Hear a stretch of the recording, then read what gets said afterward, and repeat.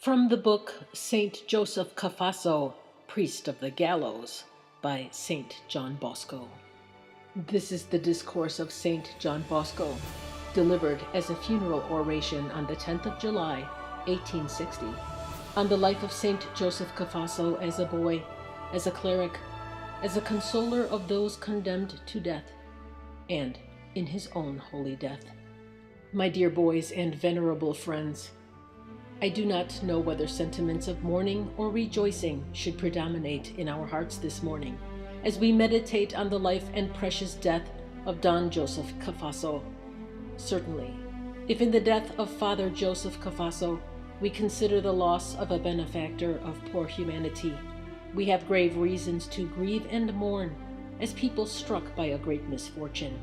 For his death was a loss for the good, a misfortune for the poor, a disaster for the clergy, and a public calamity for religious.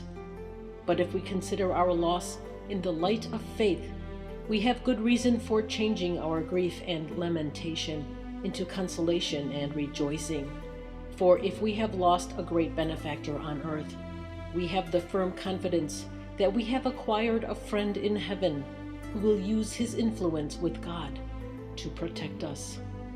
And indeed, if we cast a glance over the life of Don Joseph Cafasso and consider the innocence of his life, his zeal for the glory of God and the salvation of souls, if we consider his great virtues, his faith, hope, charity, humility, and penance, we shall have to conclude that by the practice of these virtues in an eminent degree, he has acquired a great reward.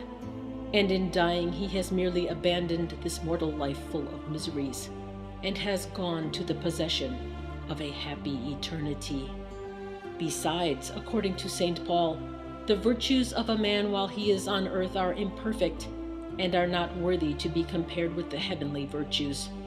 Therefore, if the virtues of Don Cafasso were great even when he was on earth, how much greater will they be now that we believe him to be in heaven?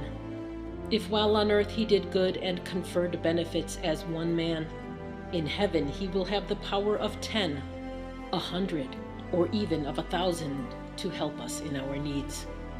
Those who have been able to enjoy the charity of Don Cafasso when he was on earth were fortunate, but more fortunate are those who recognize him as their protector with God in heaven. In order that you may be convinced of the truth of what I say, I ask your kind attention while I relate to you the principal actions of the life of this marvelous man. I say the principal actions because the greater part of his good deeds are still unknown, but with time and diligence they will be collected and will provide precious material for history.